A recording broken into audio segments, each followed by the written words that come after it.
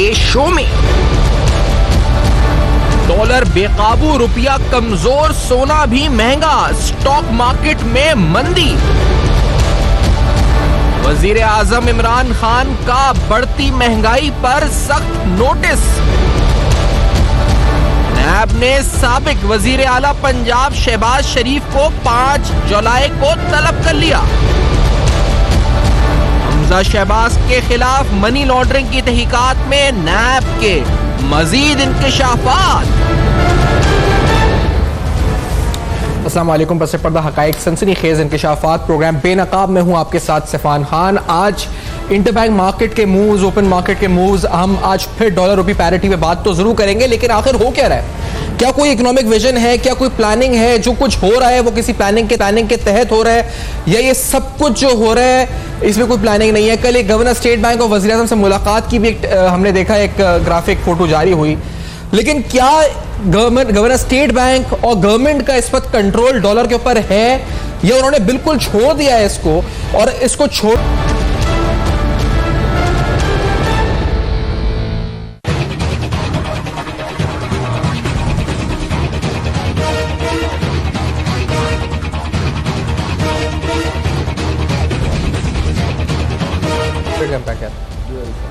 Welcome back. आप देख रहे हैं बेनकाब, और बेनकाब में अहम तरीन हवाले से आज मईशत पर इन डिटेल हम ये जानेंगे कि आखिर क्या कोई विजन है, प्लानिंग है, क्या नहीं है।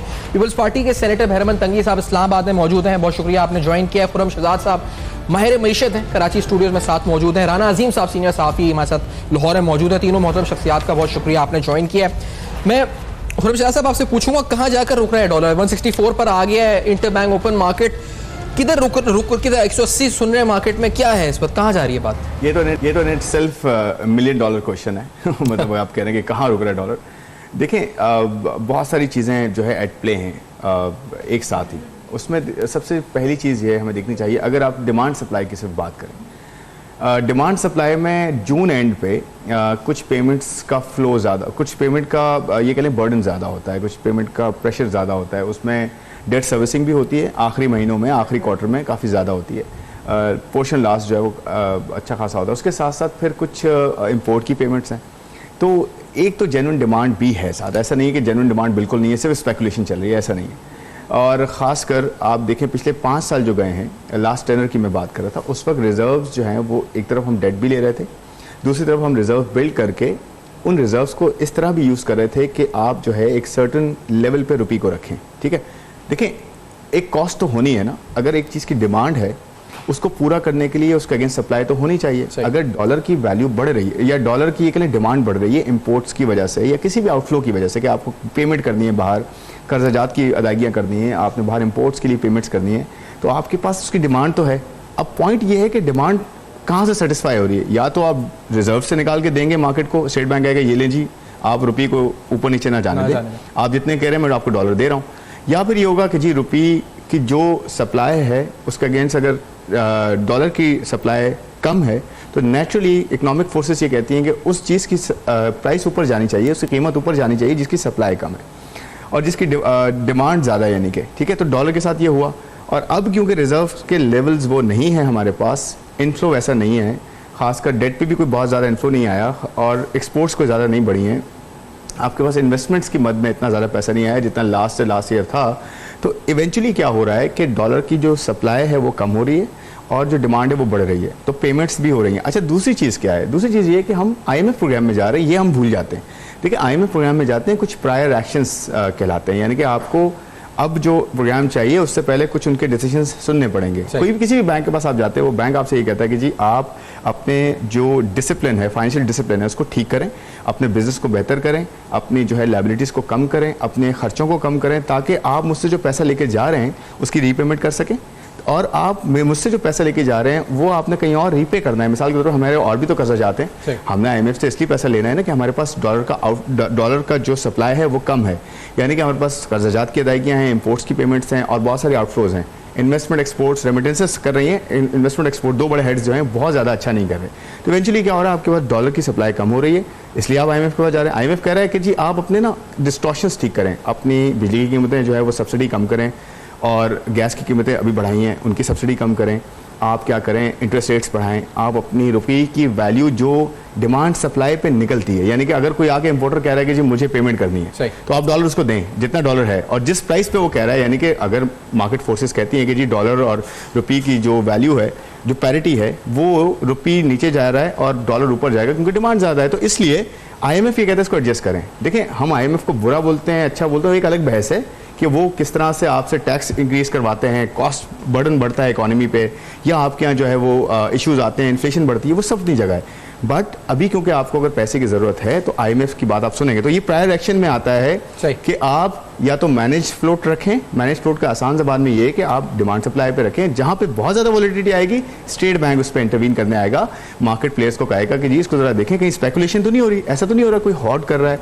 या कोई गलत तरीके से बढ़ा रहा है, कुछ बैंक्स मिलकर कर रहे हों, या फिर ओपन मार्केट में लोग बाय कर। अच्छा, एक और रीज़न भी है ओपन मार्केट में ख़ास तौर पर चेंज होने का, एक तो फॉलो करता है ओपन मार्केट जो है वो इंटर बैंक को भी। दूसरी चीज़ ये होती है कि आपके पास इस वक्त ये कहा गया है कि आप अपने जो प्राइस बॉन्ड्स हैं उसको आप कन्वर्ट कर सकते हैं, यानी कि उसको आप लीगलाइज कर सकते हैं, उसको आप कैश में कन्वर्ट करके बैंक में डालें, या फिर गोल्ड में लोग जा रहे हैं या फिर करेंसी में जा रहे हैं। तो देखिए, ये भी प्रॉब्लम हो रही है इस वक्त। इस अमर की ज़रूरत है कि गवर्नमेंट जो है वो जो खास कर ओपन मार्केट में जो डॉलर बाय किया जा रहा है, या जो दोनों तरफ से प्रॉब्लम्स हो रही हैं, यानी कि अगर एक्सचेंज वाले ये कहते हैं कि जी मैं आपको एग्जांपल देता हूँ, बिल्कुल सही एग्जांपल दे रहा हूँ आपको, ये एक मेरे जानने वाले का एक्सपीरियंस है कि आप जब जा रहे हैं एक्सचेंज कंपनी के पास, आप कहते हैं कि जी मुझे डॉलर की ज़रूरत है, मुझे मेडिकल के लिए पेमेंट करनी है, या मुझे जो है अपने बच्चे की एजुकेशन के लिए बाहर पेमेंट करनी है, या मुझे सफ़र करना है। तो वो क्या कर रहे हैं, वो जा रहे हैं, वो कहते हैं जी 160 का जो है ना रेट तो 160 का चल रहा है मिसाल के तौर पर डॉलर का, सही। आप उससे कह रहे हैं जाके कि जी मुझे पेमेंट करनी है बाहर, तो इसलिए मुझे दे दें। तो वो आपसे थोड़ा सा मैनिपुलेट कैसे किया जाता है, वो कहते हैं जी डॉलर तो है नहीं मार्केट में, आपको तो मिल ही नहीं सकता, अब आपकी मजबूरी है। आप क्या कह रहे हैं as exchange company, exchange dealer, आप मुझे कह रहे हैं नहीं जी आपको चले सोचते हैं हम मिल जाएगा 170 का मिल जाएगा आपको, ठीक है।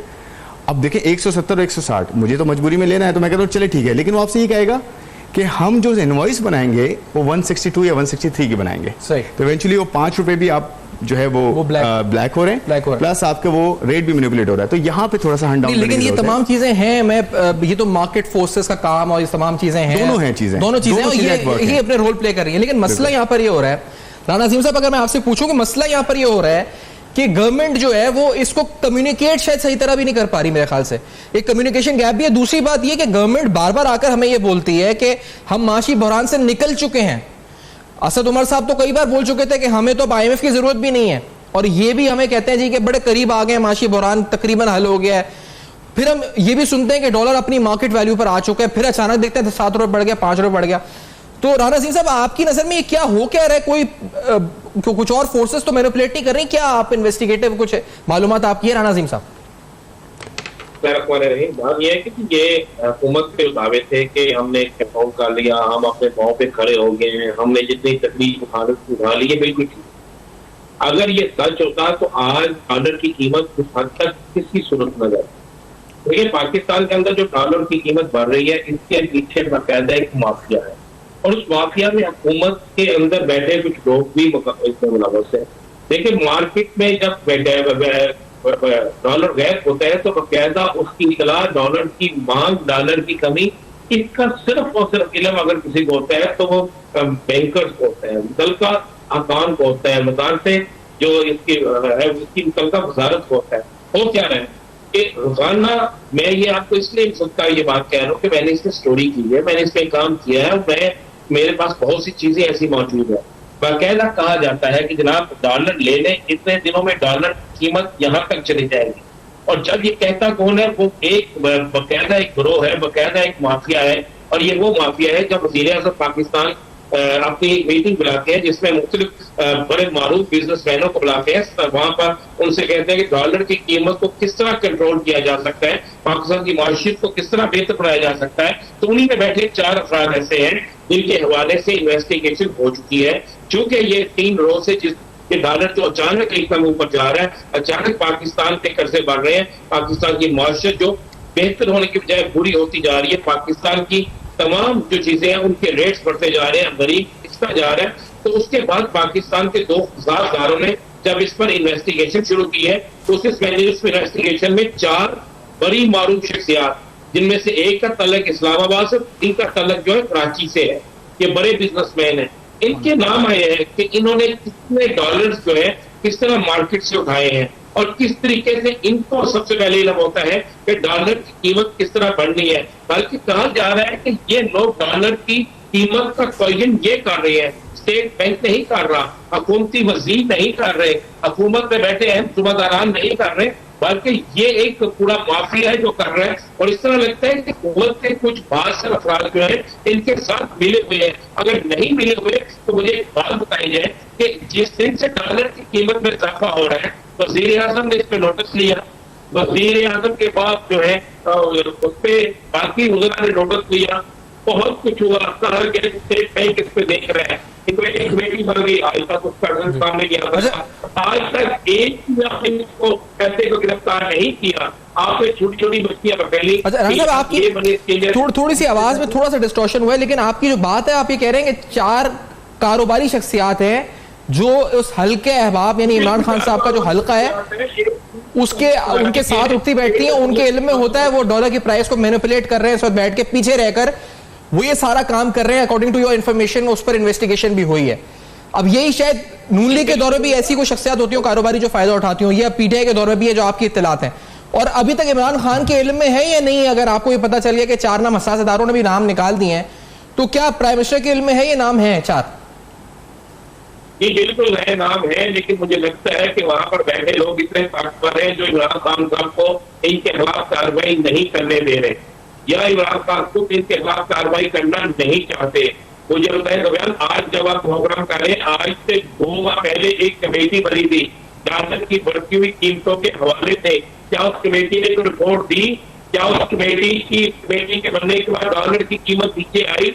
डॉलर की कीमत किसी सूरत में भी नीचे नहीं आई। और मैं आपके प्रोग्राम में ये बात भी ब्रेक कर दूं, उसी माफिया ने अपने मुख्तलिफ लोगों को कहा है कि जुलाई के पहले हफ्ते में डॉलर की कीमत नीचे आना शुरू हो जाएगी और जुलाई के आखिर तक डॉलर काफी नीचे आ जाएगा। तो इसका मतलब है ये सारी प्लानिंग जो है वो अच्छा, इसकी तहकीकात होनी चाहिए। और मैंने अभी कुछ देर कबल रहमान मलिक साहब की गुफ्तगू सुनवाई थी। सेनेटर बेनवाज तंगी साहब, आप पीपल्स पार्टी से हैं, रहमान मलिक साहब पीपल्स पार्टी से, एनटीएम जो कैबिनेट जो सेनेटिक कमेटी उसको हेड करते हैं।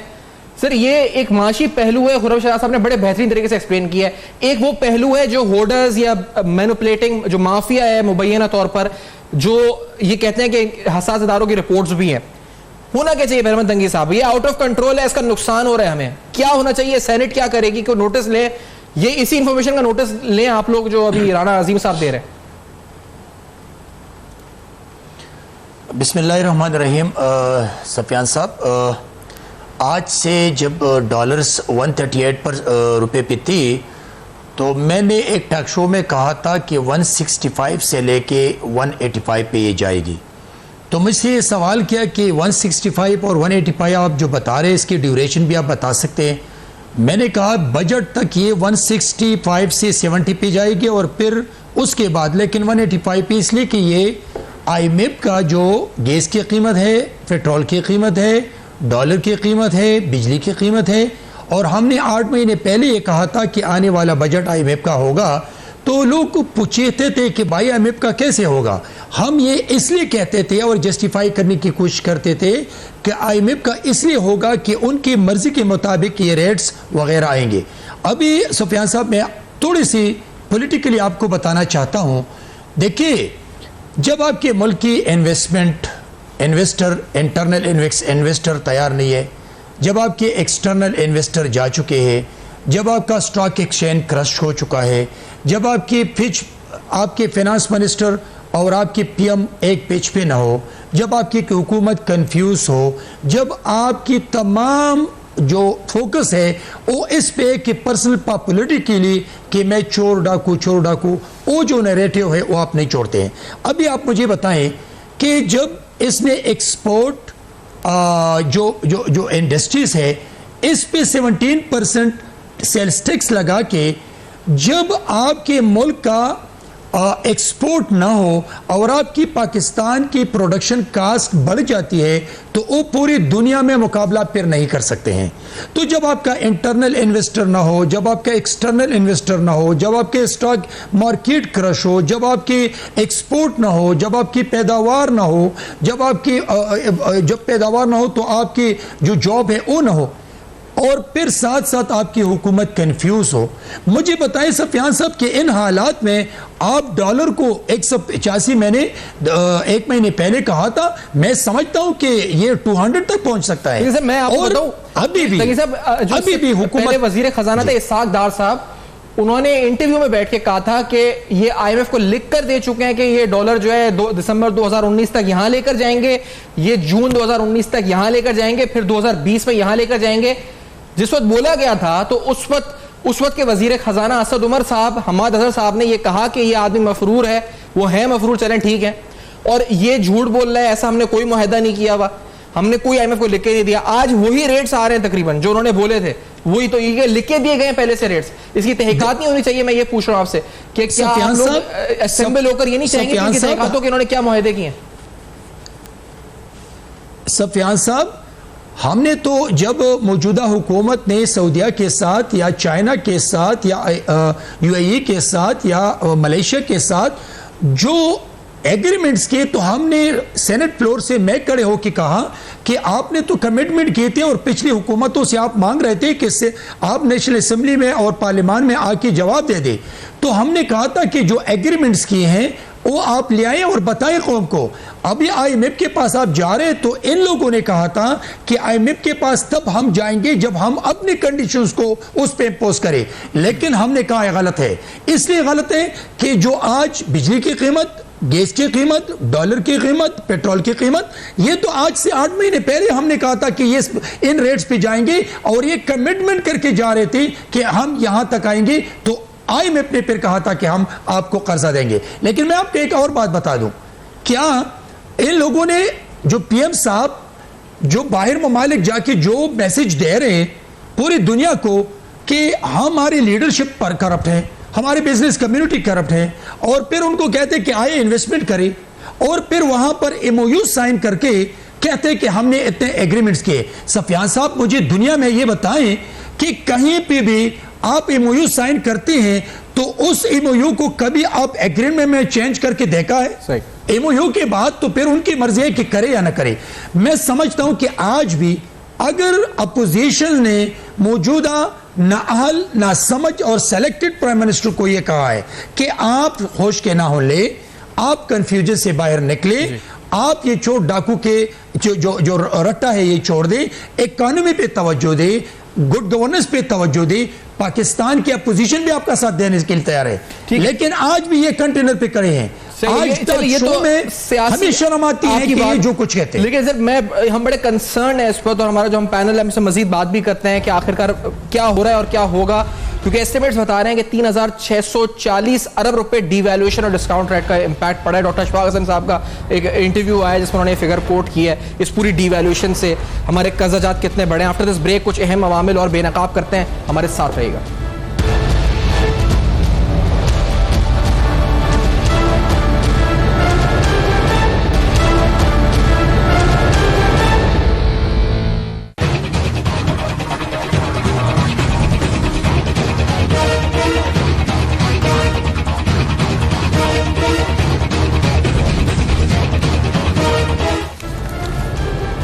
Welcome back. आप देख रहे हैं बेनकाब, और बेनकाब में आपके सामने मईशत के हवाले से अहम तरीन मसाइल, आखिर उनका हल क्या है, गवर्नमेंट के कंट्रोल में क्या है क्या नहीं है, उसकी इकोनॉमी साइड और उसकी डार्क साइड, यानी वो मुबैना माफिया जो डॉलर स्पेकुलेशन करके इस वक्त पैसे बना रही है, वो कौन सी है, क्या हुकूमत को उसका इल्म है या नहीं है। मरीम नवाज साहब ने भी आज ट्वीट की, उन्होंने dark days in competence has taken a toll on Pakistan.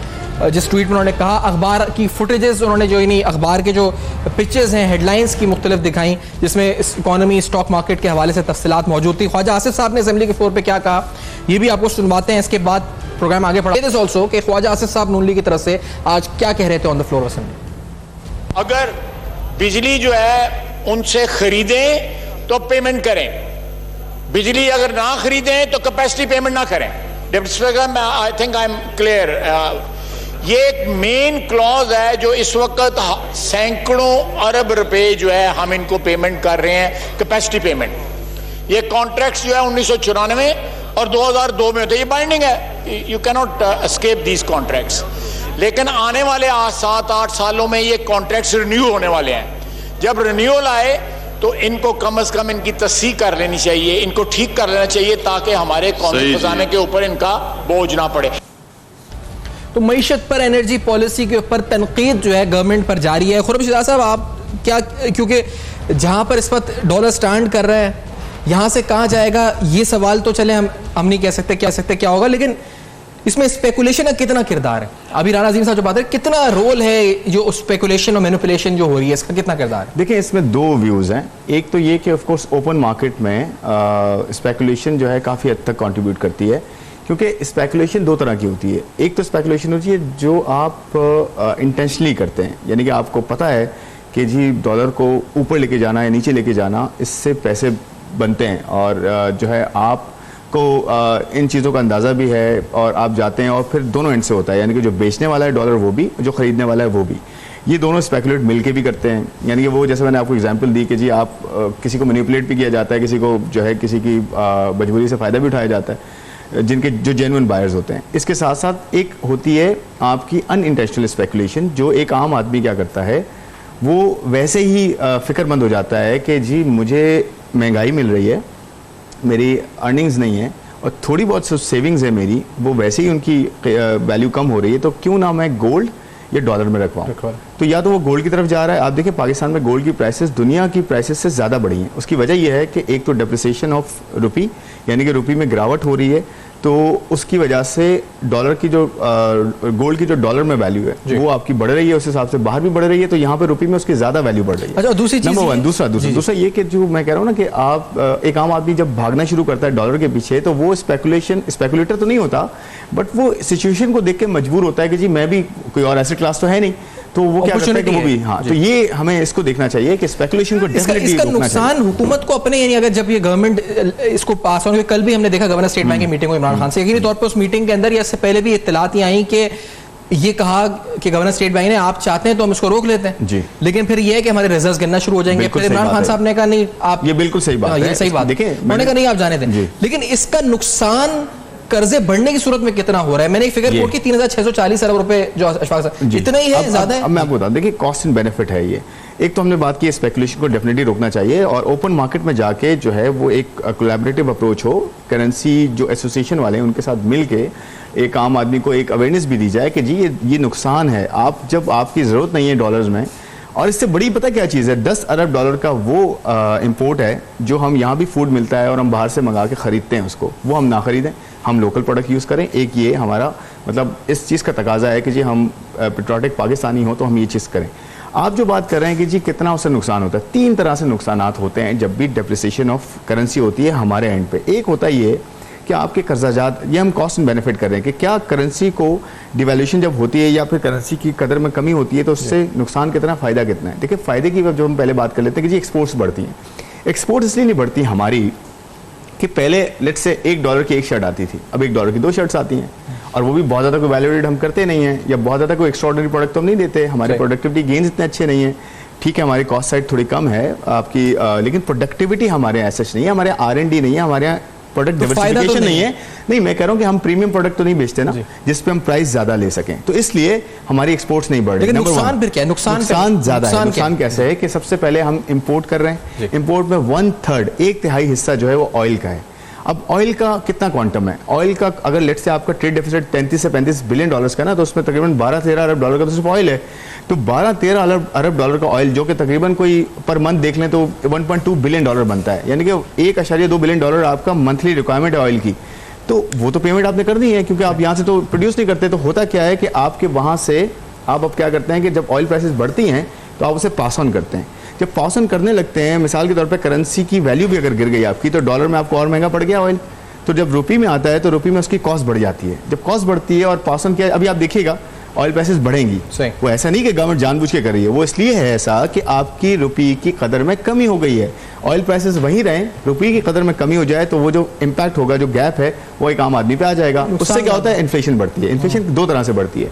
एक होती है ट्रांसपोर्टेशन कॉस्ट आपकी डायरेक्ट, ठीक है, कि हम सफ़र करते हैं, पब्लिक ट्रांसपोर्ट वैसे तो नहीं है, लेकिन जो भी हमारी ट्रांसपोर्ट होती है सबके, क्योंकि पेट्रोलियम प्रोडक्ट्स फ्यूल कॉस्ट बढ़ रही है, फ्यूल कॉस्ट बढ़ती है। अच्छा, एक तो ये डायरेक्ट इम्पैक्ट है। सेकंड राउंड, जो सेकंड इम्पैक्ट होता है वो क्या होता है कि जो अशिया बाजार तक पहुंचती हैं वो भी तो ट्रांसपोर्टेशन को जो है कॉस्ट के थ्रू पहुंच रही हैं, वो भी बढ़ जाती हैं। तो ओवरऑल एक महंगाई का जो है वो इम्पैक्ट आता है। एक चीज़ होगी। दूसरी चीज़ क्या है, आपके पास जो है जो कर्जा जात 97 billion dollar as per revenue minister, 97 billion dollar आपका let's say foreign public debt है।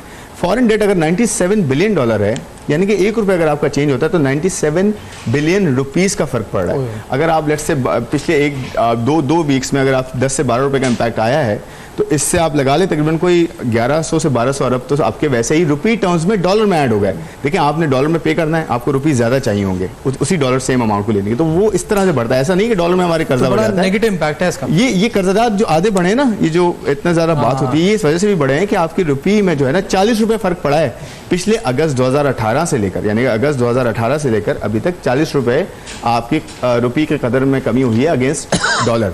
तो उसका इम्पैक्ट ऑफ कोर्स कर्जा में बढ़ गया। अच्छा, एक लास्ट में आपको बता दूं कि इंडस्ट्री पे भी इम्पैक्ट पड़ता है। इंडस्ट्री पे कैसे पड़ता है? उनकी cost of doing business, ease of doing business आपकी हो रही है। और एक और वजह ये होती है कि काफी ऐसी इंडस्ट्रीज है जो रॉ मटेरियल इंपोर्ट करती हैं, तो इंपोर्ट कॉस्ट बढ़ जाती है जब, तो वो बेचारी एक्सपोर्ट करने जब जाती हैं तो उनको वो मार्जिन ही नहीं मिलते। दूसरा, हम प्राइस टेकर हैं, प्राइस सेटर नहीं है, यानी कि हम प्राइस जो कहते हैं वो कस्टमर वो नहीं लेता, वो अपनी प्राइस देता है, डिस्काउंट पे भी लेता है, तो इसकी एक्सपोर्ट्स हमारी वो नहीं बढ़ती। तो देखिए, नुकसान हमारे थोड़े ज्यादा होते हैं। लेकिन अभी बात ये कि ये जो करेक्शंस हैं ये तो करनी पड़ेंगी, अदरवाइज ये करेक्शंस नहीं होंगी। हाँ, ये हो सकता है कि अपना नैरेटिव हम जो है थोड़ा सा बैलेंस रखें, कम्युनिकेशन स्ट्रेटजी एग्जैक्टली उनको। ठीक है, लेकिन ये डॉलर्स की इतनी बात हो रही है तो राना अजीम साहब, एक डॉलर की कहानी एक और भी है, आपके सामने रखना चाह रहा हूं, क्योंकि ये हमजा शहबाज की मनी लॉन्ड्रिंग तहकीकात के हवाले से कुछ डॉलर्स की कहानी आई है जो रिपोर्ट जमा कराई है। वो भी बड़ी इंपॉर्टेंट रिपोर्ट है, क्योंकि मनी लॉन्ड्रिंग के इल्जाम तो हैं, उसमें उन्होंने कुछ नैब ने मजीद इंकशाफात किए हैं। कहा गया जी कि बैरून मुल्क से मुंतकिल होने वाली जो रकूम है उसकी तफसीलात से मुतालिक एहतसाब अदालत में आज रिपोर्ट जमा हुई है, जिसमें हमजा शहबाज के बैंक अकाउंट्स में कुल 4,14,015 अमरीकी डॉलर्स मुंतकिल हुए थे साल 2015 में। 2015 में यह रकम उनके पाकिस्तान में मौजूद 2 बैंक अकाउंट से मुंतकिल हुई। हमजा शहबाज को 1 जून 2005 को 99,965 अमरीकी डॉलर्स मुंतकिल हुए। 4 जून 2005 को हमजा शहबाज ने 83,920 अमरीकी डॉलर्स वसूल किए। 17 जून 2005 को हमजा शहबाज ने 99,270 डॉलर्स वसूल किए। 10 अगस्त 2005 को हमजा शहबाज ने 65,480 डॉलर्स वसूल किए। 10 अगस्त 2005 को एक और ट्रांजैक्शन के जरिए हमजा शहबाज ने 64,980 डॉलर्स वसूल किए। तो माशाल्लाह डॉलर्स इनके अकाउंट में आ रहे थे 2005 में। इस वक्त राना अजीम साहब, क्या हो रहा है इस केस में? नैब रिपोर्ट्स तो जमा करा रहे हैं, कितने सॉलिड एविडेंसेस हैं, ये रिपोर्ट तो आई हम तक, लेकिन आपको क्या लग रहा है केस के अंदर किधर बात जा रही है? कि नैब ने ये भी कहा है कि ताउन नहीं कर रहे हमजा हमारे साथ। राना अजीम साहब, बिल्कुल ठीक कह रहे हैं नैब, किस तरह हमजा ताउन करें? हमजा से नैब जो है, आप एक देखें ना, हमारी मुल्क की बदकिस्मती क्या है, कई डॉक्यूमेंट्स में सबूत मौजूद है, स्टाक चीनी सब कुछ बता गया है, बैंक की ट्रांजैक्शन से सारा कुछ सामने आ गया है। अब होता क्या है कि चूंकि वो अपोजिशन लीडर है, सुबह जिस वक्त इन्वेस्टिगेशन का वक्त होता है तो उसे असेंबली में ले आए, और होता है कि जब तक रात देर तक वो असेंबली में मसरूफ बैठे रहते हैं। मैं तो लाहौर में उसको कवर करता हूँ। लाहौर में जब असेंबली में आते हैं तो अपने कमरे में रूम में नहीं बैठते, तो पीपल्स पार्टी के जो मुर्तजा साहब हैं उनके रूम में चले जाते हैं, और रूम के अंदर दाखिल होने के बाद अंदर से कुंडी लग जाती है, कट्टी लग जाती है, रूम को बंद कर दिया जाता है। फिर एक मुलाकातों का सिलसिला बैक साइड से शुरू होता है, बैक डोर से शुरू होता है, पिछले दरवाजे से शुरू होता है, वहां तक रात तक वहीं पे रहते हैं। उसके बाद जनाब एक अचानक होता है कि जी असेंबली का इजलास भी खत्म हो गया, सब कुछ खत्म हो गया, लेकिन अपोजिशन लीडर साहब